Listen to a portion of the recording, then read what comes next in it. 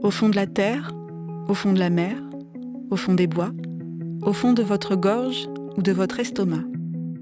Vous écoutez Nos Profondeurs, un podcast sous la forme d'une enquête intime et poétique par Julie Carsanti.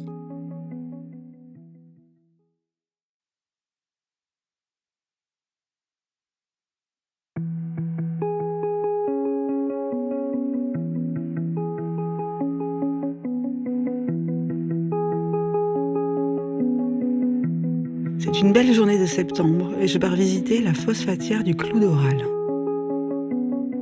On est près de Bâche, à quelques kilomètres de Cahors, plus précisément de Saint-Cyr-la-Popie, dans le sud-ouest de la France, 1 heure au-dessus de Toulouse, dans le Quercy. Vous voyez la goutte rouge de Google qui tombe ? Eh bien, vous êtes là, dans les bois du Lot, sur un plateau, avec de petits chênes un peu chétifs mais bien denses. La forêt du Lot a déjà bien séché, on croirait le plein automne alors que c'est encore un peu l'été. Mais voilà, il y a eu la grande sécheresse de cet été 2022 et les saisons se confondent un peu. Je vous emmène dans le Quercy, il y a des millions et des millions d'années. On va descendre 20 mètres sous terre, descendre en température. On est sur un site unique, au sein du parc des Causses du Quercy, classé en géoparc au patrimoine de l'UNESCO. Les scientifiques de toute la France se réunissent régulièrement ici pour étudier l'incroyable richesse des sols, qui ont révélé des centaines de sortes de fossiles différents. Histoire de notre planète, de ses habitants, de sa faune, de sa flore, la composition de ses sols, les mouvements des continents sur des millions et des millions d'années. On arrive là, on se réunit, on est une bonne dizaine, on est accueillis par Sophie et sa voix incroyable qui va nous faire voyager. C'est parti. Descendre dans le temps, descendre dans l'espace. Le temps se densifie sous la surface. J'ai déjà entendu dire ça. Les plongeurs sous-marins le disent, le rapport au temps change sous la surface. On est dans une ancienne mine de phosphate.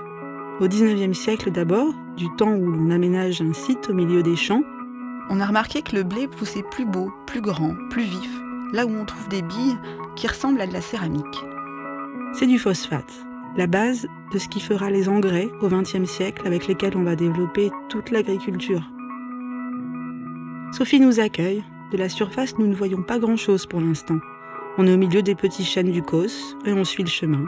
On s'arrête un peu avant la première étape et Sophie nous demande si nous savons ce que c'est que le phosphate. Mes cours de physique-chimie sont loin dans ma tête. Elle nous fait passer 2 objets. De main en main, circule un petit nodule, une sorte de bille, lisse. Sa matière est froide et chaude à la fois. Dans ma main, je touche cette matière et je bois les paroles de Sophie. Le phosphate, vous savez ce que c'est, vous en avez dans votre corps, particulièrement dans vos dents. On est tous faits de phosphate. Instinctivement, ma langue passe alors sur mes dents, sur mes gencives, sur leurs aspérités, les contours, les imperfections, là, dans la bouche. Vous pouvez les sentir vous aussi. Passez votre langue sur vos dents. Cette matière est-elle chaude ou froide ? Vos dents sont froides sans être chaudes, chaudes sans être froides. Cette matière dure dans votre bouche, une intimité profonde et visible à la fois, une interface avec le reste du monde. Dès que vous parlez, elles sont là, elles font votre sourire, votre retenue ou votre plein sourire. Cette matière-là, c'est en partie du phosphate.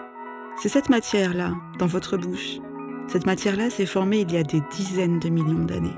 Cette matière-là, c'est vous.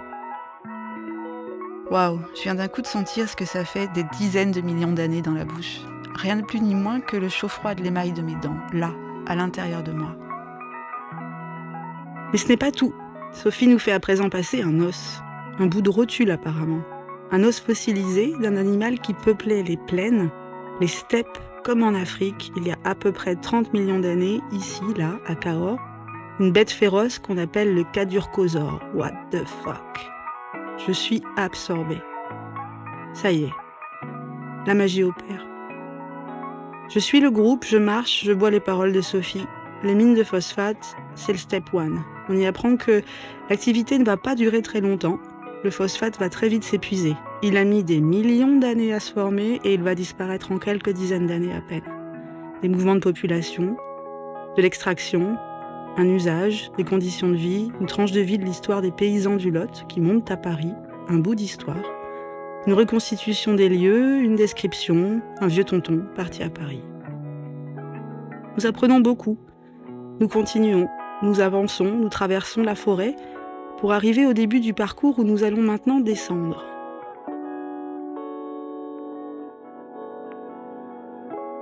Cette descente est aménagée. La végétation change peu à peu, elle devient plus dense, plus verte, plus froide, plus intense, plus humide, des fougères. Il va y avoir plusieurs stops comme ça, car Sophie nous fait descendre par paliers de quelques mètres dans le temps.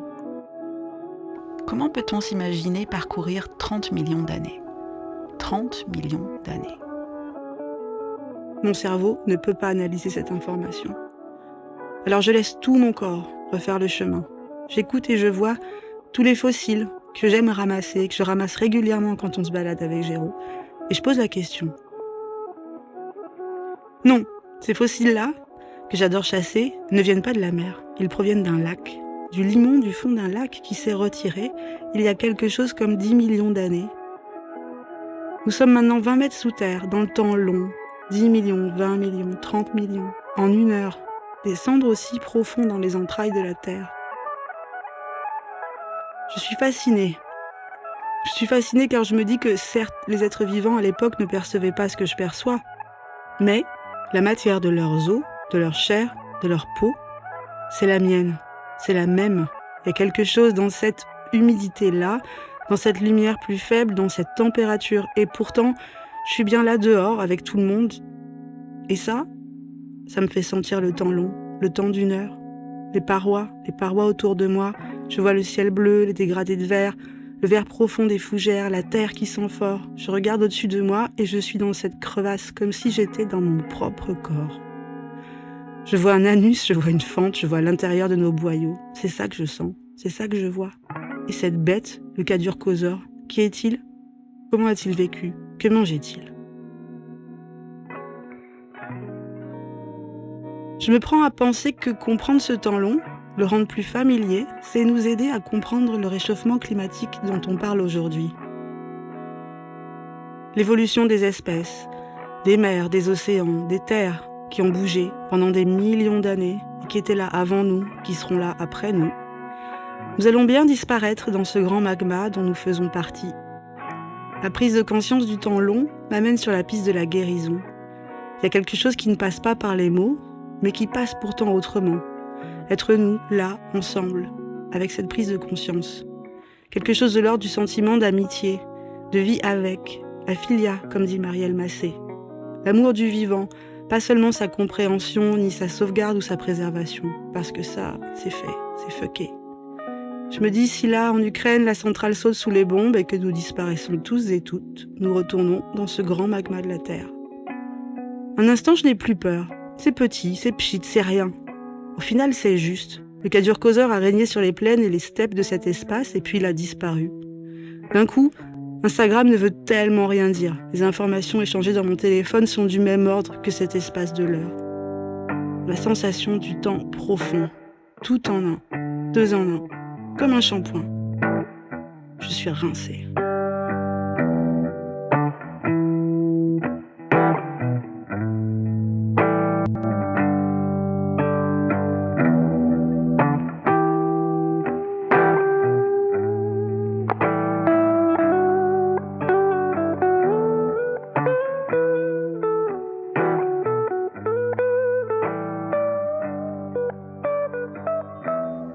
Quelques mois après ma visite, je revois Sophie. Je me rends compte que plusieurs mois ont passé et ma fascination reste intacte. Ce gouffre m'attire. C'est que Sophie et moi avons eu l'occasion d'échanger longuement par téléphone et il s'est ouvert un bel espace d'échange entre nous, une sorte de connexion. Nous sommes maintenant en plein hiver et le site est fermé au public. J'ai la chance d'être accueillie toute seule.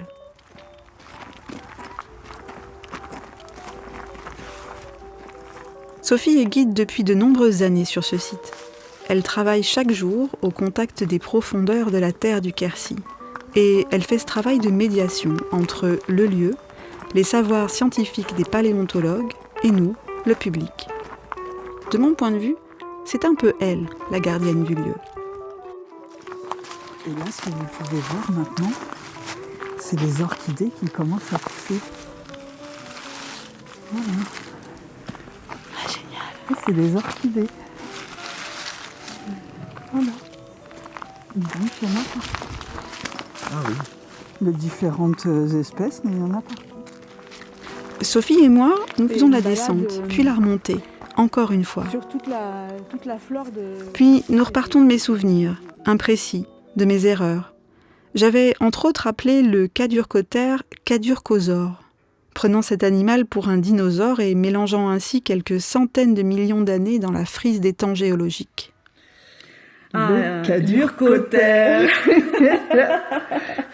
On va peut-être commencer par lui, par la question que j'avais à vous poser.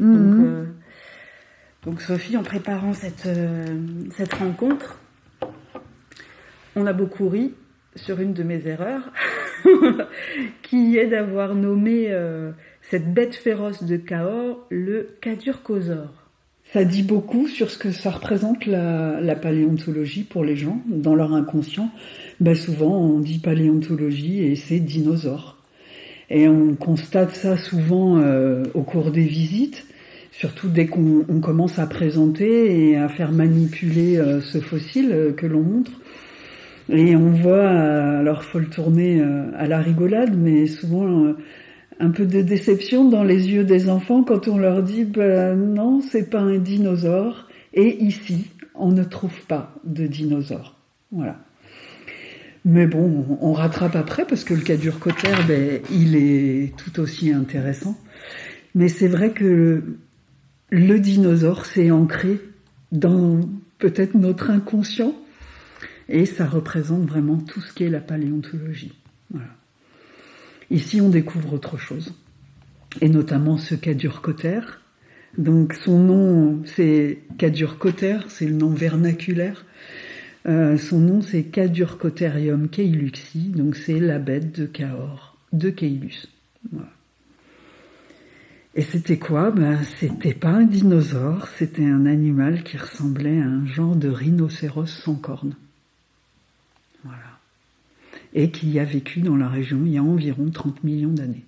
Et d'ailleurs, alors là, peut-être vous allez pouvoir rafraîchir un petit peu ma mémoire. Vous en décrivez plusieurs des animaux. Moi, c'est ce cadurcosaure qui n'existe pas que j'ai retenu, mais il me semble qu'il y a des associations hyper étranges. Oui. J'ai souvenir d'un... Alors là, on va rire encore, un singe et un cheval, c'est possible ça ? Un cheval gorille, c'est ça. Le cheval gorille. Enfin, souvent je me dis, les paléontologues, ils sont assez joueurs. Parce que ils aiment bien trouver des comparaisons pour essayer de nous faire imaginer à quoi pouvaient ressembler ces animaux. Parce que un mélange d'un cheval et d'un gorille, c'est tout à fait impossible. Mais par contre, il va avoir visuellement des caractéristiques de ces animaux-là. C'est un animal qui s'appelle la famille des calicotères, pardon. Et il a un cou et une tête qui ressemblent à celle d'un cheval. Et après, il a une physionomie au niveau du corps avec des membres qui ne sont pas de la même taille. Donc les membres antérieurs sont plus longs que les membres postérieurs. Donc il a le dos un peu incliné. Et il se déplace sur ses pattes comme le gorille quand il est à terre, donc sur ses phalanges. Voilà. Mais c'est pas un primate et c'est pas un cheval non plus. Donc voilà, quand on le regarde, on peut imaginer ce mélange qui, bien sûr, dans la réalité, c'est pas le cas. Voilà. Il avait 3 doigts avec des griffes et parfois des sabots. C'est très très surprenant. On se rend compte en découvrant ces fossiles que l'évolution elle prend de drôles de chemins. Surtout si on lui en laisse le temps.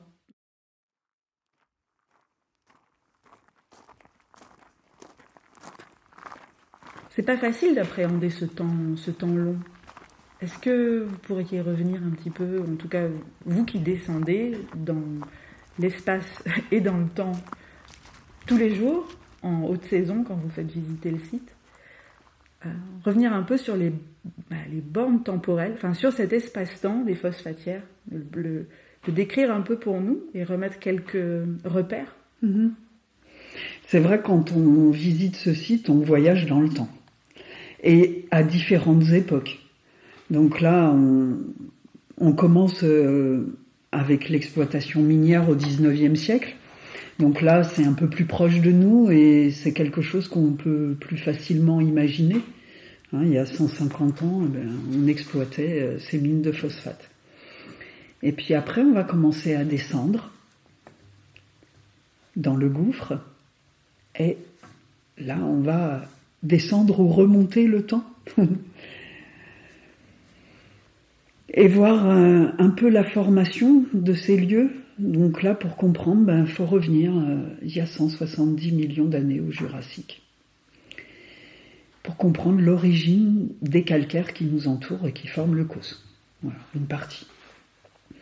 Et donc les calcaires qu'on a autour de nous, dans la phosphatière, ils sont formés sous une mer, au Jurassique et au Crétacé. Donc entre 170 millions d'années et 70 millions d'années, moins, je à peu près, oui. On commence à moins 170 millions d'années jusqu'il y a moins 70 millions d'années. Cette mer, elle reste donc 100 millions d'années. Et ces calcaires, donc des roches sédimentaires, ils vont se former au fond de cette mer avec des sédiments qui vont se déposer petit à petit. Voilà. Dans ces sédiments, on va retrouver du phosphate qui provient de la décomposition des végétaux et des animaux marins. Donc la mer va se retirer et puis après, on va avoir des paysages très différents. On va commencer avec une forêt tropicale dans le Quercy. Et dans cette forêt tropicale, il y a beaucoup d'eau et il y a beaucoup d'érosion. L'érosion, elle va se faire en profondeur et en surface. En profondeur parce que le calcaire est fissuré, donc l'eau va s'infiltrer et petit à petit creuser des grottes. Et il y aura également des rivières souterraines qui vont continuer à creuser. Et érosion en surface aussi, toujours avec l'eau. Et donc ces érosions vont petit à petit, il faudra beaucoup de temps, vont tellement éroder ce calcaire qu'au-dessus de ces grottes qui se forment en profondeur, le calcaire va disparaître et va donner des gouffres à ciel ouvert qui vont à leur tour se remplir avec l'argile de la surface qui contient le phosphate et dans lesquels on retrouvera des ossements d'animaux qui vivent dans ces lieux et qui y meurent ou qui sont emportés par l'eau en même temps que l'argile ou qui tombent dans ces pièges parce qu'ils sont poursuivis, qu'ils ont peur, qu'ils ne voient pas le trou. Et donc tous ces ossements qu'on va retrouver qui vont se retrouver dans ces phosphatières qui se remplissent vont ensuite se fossiliser et se transformer en phosphate. En fait, c'est petit à petit le minéral qui va remplacer l'organique, et ici c'est du phosphate, donc ces fossiles de ces animaux vont se retrouver dans ces phosphatières, et donc ces 300 phosphatières vont permettre d'étudier 30 millions d'années de fossiles, puisque les premiers remplissages vont se faire il y a environ 50 millions d'années et les derniers 20 millions d'années. Voilà. Donc on remonte le temps grâce à ces fossiles et ça nous permet de voir l'évolution qu'il y a eu au niveau de la faune, de la flore, mais évidemment aussi des climats, puisque c'est un peu la base de ces changements. Alors on commence dans une forêt tropicale, puis à un moment, il y a ce qu'on appelle la grande coupure. Et la grande coupure, c'est il y a 34 millions d'années. C'est un changement climatique global sur toute la planète. Et on va se retrouver avec, ici par exemple, le Quercy, qui ne sera plus une forêt tropicale, mais qui va devenir une savane, avec un environnement qui sera beaucoup plus ouvert et plus sec, Une forêt tropicale, c'est un milieu très fermé et très humide, avec pas de saison, puisque la végétation, elle se renouvelle en permanence. Voilà. Et donc ce changement climatique, on peut le voir, et les paléontologues nous en parlent, puisque dans ces remplissages, ils le voient et ils voient la différence entre les premiers remplissages avant la grande coupure et après la grande coupure. Et là, la faune est très différente, puisque l'environnement change.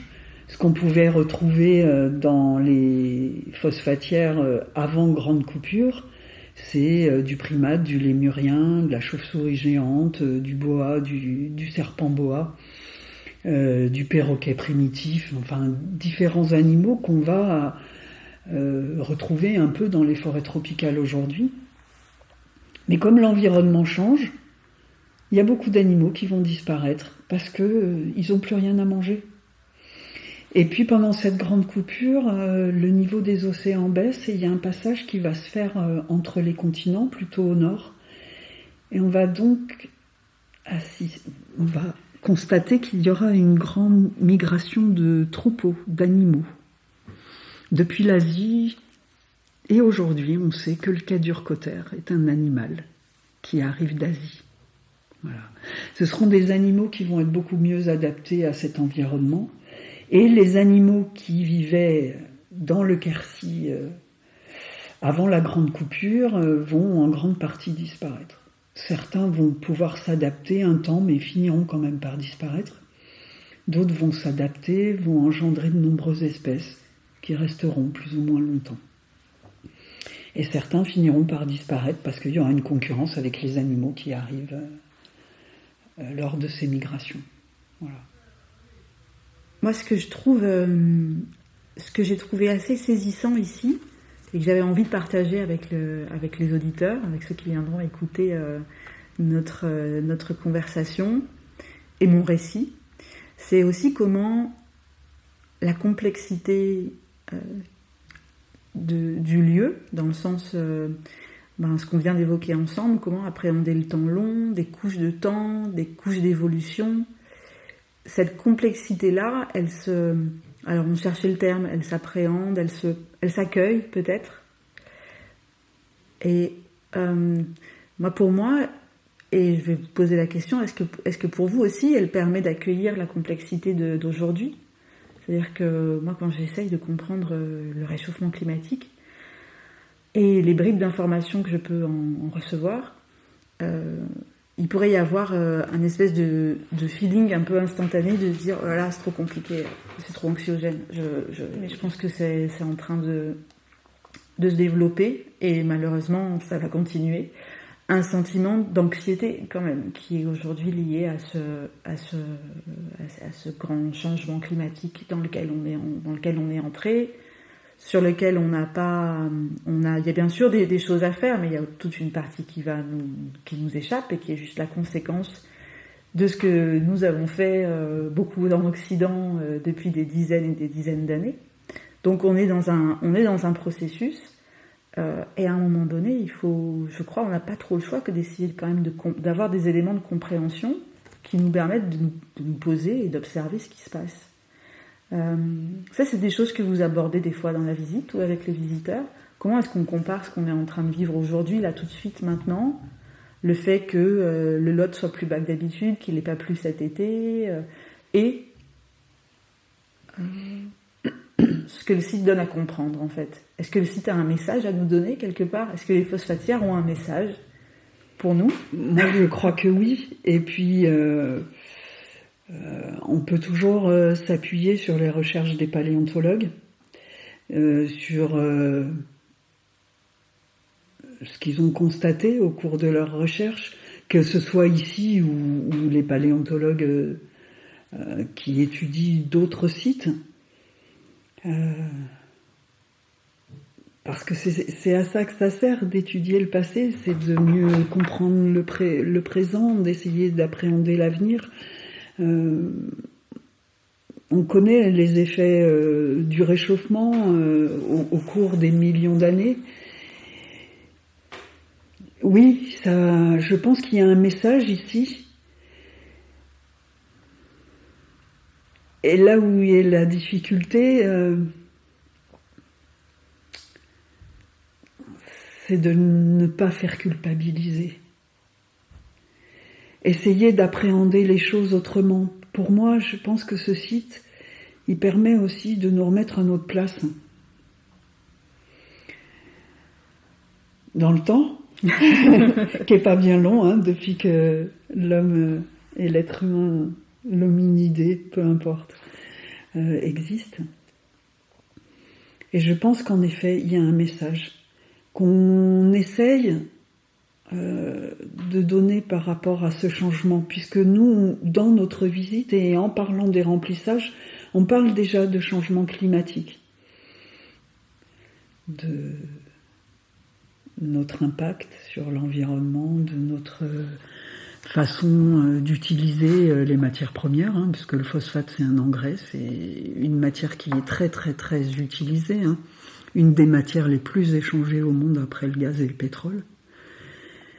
Et de cette façon de se comporter par rapport à tout ça, et des conséquences de la surexploitation.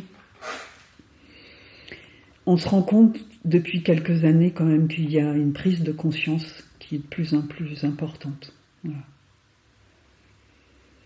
Mais oui, on a un rôle, et le site aussi, vraiment, c'est un endroit qui amène à cette réflexion, je pense. En tout cas, moi je le ressens comme ça. En effet, moi je l'ai ressenti comme ça aussi. Alors, grâce aux explications, bien sûr, grâce à la grande qualité de votre travail, de la visite qui est faite, qui nous emmène dans la complexité, mais avec quelque chose d'assez immédiat. C'est ce contraste, en fait, un petit peu saisissant de... Comment dire ? Là, comme ça, moi, ça me fait penser un peu à Christian Bobin. Je ne sais pas si vous voyez cet auteur qui dit... alors lui, il parle de Saint François d'Assise, ça me vient maintenant, dans un livre qui s'appelle Le Trébat. Et d'ailleurs, on dit que Saint François d'Assise, c'était un des premiers penseurs de l'écologie spirituelle, c'est-à-dire d'être à l'écoute des éléments, qui disait... et pourtant, il est... il y a des choses qui sont si faciles à vivre et si difficiles à comprendre. Il parle aux hirondelles et s'entretient avec les loups. Il entre en réunion avec des pierres et organise des colloques avec des arbres.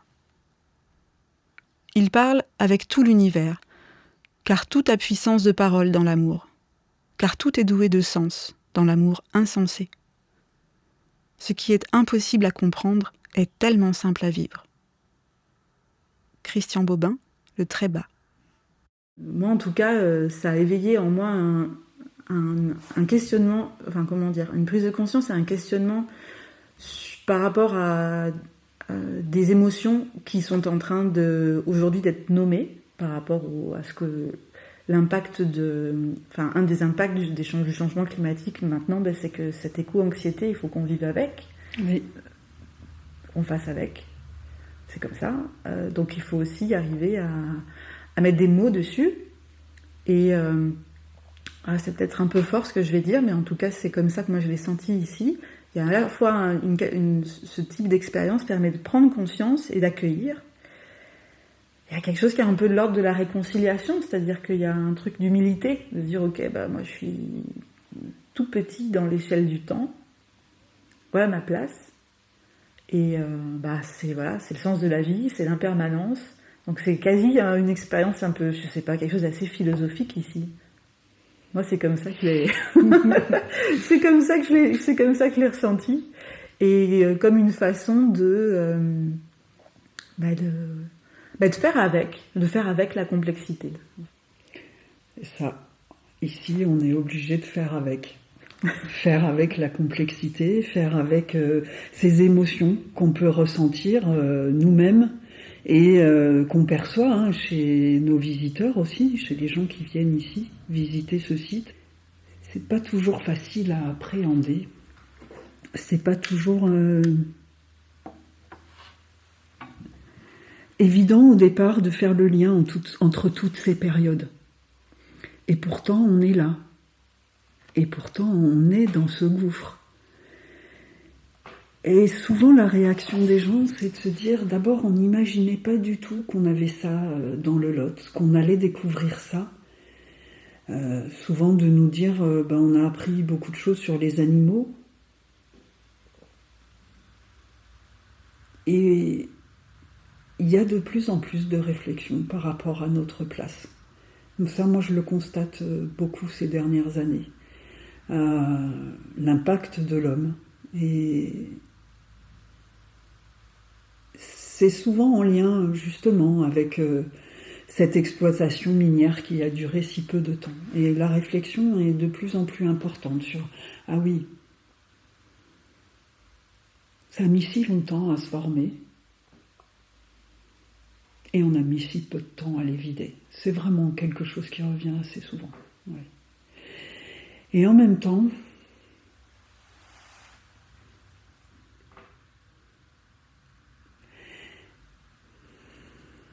il faut prendre les choses comme elles sont.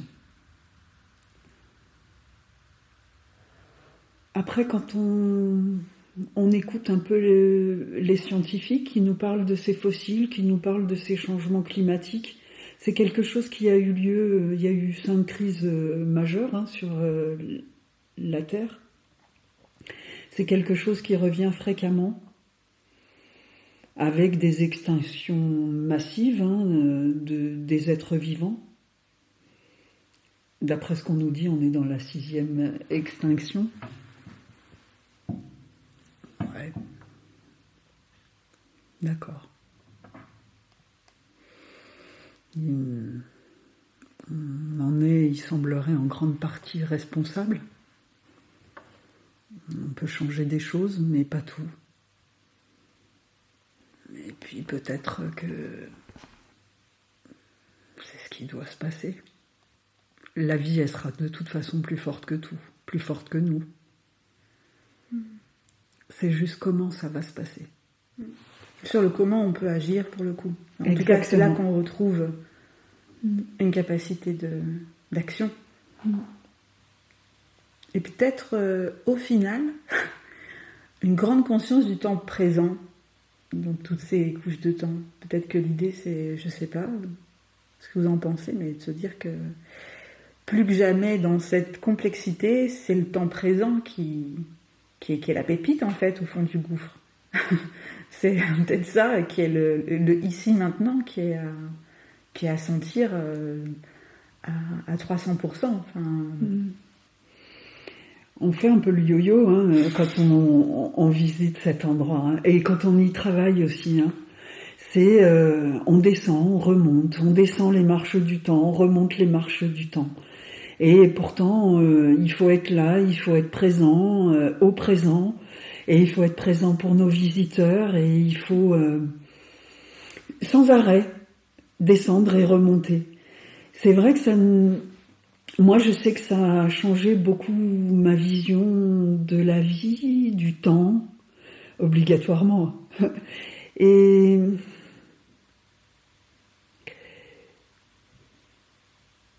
de ce que je peux faire à mon niveau. Alors c'est vrai que j'ai un lien très particulier avec ce gouffre, avec ce lieu. Et oui, même si on vit une période anxiogène, je sais que quand je suis en bas, il y a comme une forme de ressourcement. Si on dit ça comme ça. Moi, je vais me ressourcer en bas. Trouver une place et trouver ma place. Voilà. Je pense que c'est ça le lien que j'ai avec ce lieu, c'est que dans ce lieu, moi j'ai trouvé ma place. Une histoire de temps. Les escaliers qu'on monte et qu'on descend. Voilà. En permanence. En permanence. En permanence et en impermanence, j'ai envie de dire. Exactement. C'est ça qui c'est avec ça qu'on jongle en fait un petit peu ici. La permanence des choses, des êtres vivants, et on en fait partie.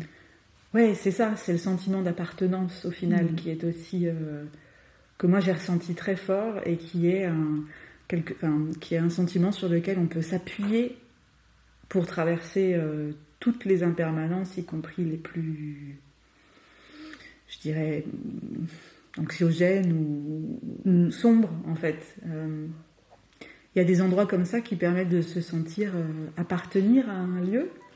Vous nous l'avez décrit pour vous, et vous en partagez un petit quelque chose avec nous pendant les visites. Ça, c'est très précieux. On voit souvent des gens aussi qui nous disent « Vous avez vu là dans la roche, il y a un visage, là il y a telle ou telle chose ». Et c'est comme dans les nuages, on y voit ce qu'on veut. Moi, j'y vois des têtes de dragon, j'y vois ce genre de choses. Eh bien, voilà, il y a des gens qui vont voir des têtes de personnages.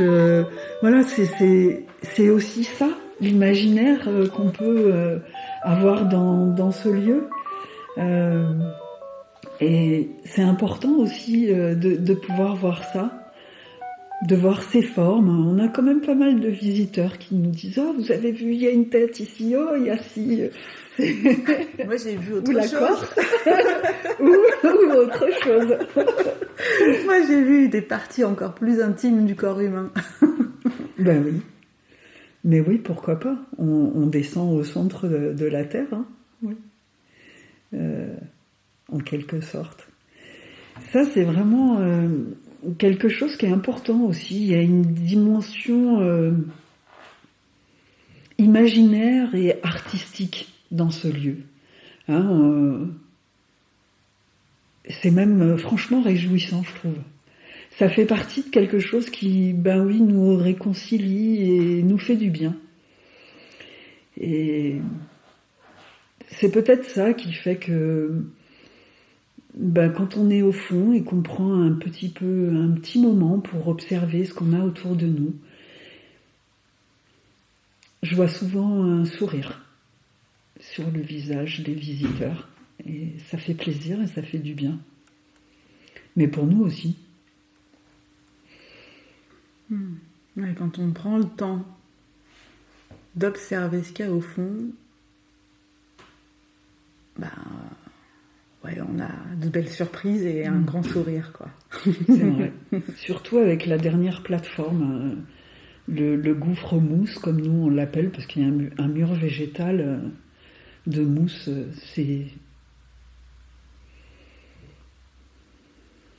le dernier endroit où on va. Et je trouve que c'est l'endroit qui est le plus chargé d'émotions. Peut-être parce que c'est une fin de parcours aussi. Et ensuite, on va remonter ces marches du temps. Et c'est là où on fait une boucle. C'est là où on fait la boucle. Rien ne se perd. Pas de commencement, pas de fin. Pas de fin, une spirale. C'est exactement. Ça. Et puis il y a aussi dans cette dernière partie là une très très belle lumière. Ah oui. Des variations de lumière dans tout le parcours, mais dans cette dernière partie, même au plus profond. Bon, j'espère qu'on vous aura donné envie de venir. Et oui. Et oui, et oui. On espère qu'on vous aura donné envie de venir. On va pas tout dire, on va pas tout décrire, mais en tout cas, l'expérience est, je crois, propre à chacun, chacune. S'y joue ce que vous aurez aussi envie de laisser remonter. Moi, je crois que c'était très exhaustif, et puis je ne manquerai pas de remettre les coordonnées du site et les informations relatives au site dans les show notes, dans les notes qui iront avec le podcast, pour qu'on puisse vous retrouver le plus facilement possible. En tout cas, si vous voulez tenter l'aventure et faire ce grand voyage, moi qui ai beaucoup voyagé dans le monde, ce voyage-là, il est très très différent. Voilà. Merci beaucoup. Merci à vous. Merci Sophie. Merci Julie. L'esprit des profondeurs, c'est ce qu'il y a d'ancien en toi, la part qui réagit au monde invisible. celle qui exclut toute logique et s'exprime par des symboles lourds de sens. Ta folie, tes rêves, tes visions. L'esprit des profondeurs communique par l'intermédiaire d'archétypes, de masques, de formes animales. Ce qui l'attire, c'est la nature, les espaces sauvages. L'esprit des profondeurs n'est pas satisfait quand tu obtiens ce que l'esprit de ce temps juge essentiel à une vie satisfaisante. L'esprit des profondeurs voit l'âme. Sous la surface, nous sommes tous connectés. Qui tempeste, connexion. Dans le vocabulaire géologique, je découvre que clou, c'est une grande dépression fermée en forme d'entonnoir. Et oral, A-U-R-A-L, ça vient du latin auris, pour les oreilles. En somme, tout communique, même un gouffre. Vous venez d'écouter Clou d'oral, le premier épisode de Nos profondeurs. J'espère que cette écoute vous aura inspiré. N'hésitez pas à me laisser un commentaire pour me dire ce que vous avez ressenti sur la page Instagram Nos profondeurs ou par email à nosprofondeurs@gmail.com. Je souhaite enfin adresser un grand merci à mon invitée Sophie Meunier pour sa confiance, à l'artiste Juliano Lacave dont la musique accompagne ma voix, au Studio Pi à Marseille qui m'a guidée dans la réalisation de cet épisode et la coproduction de cet épisode, l'artiste Géraud Souillol qui a créé l'univers visuel du podcast et tous les amis et soutiens qui sont présents dans ce chemin de création.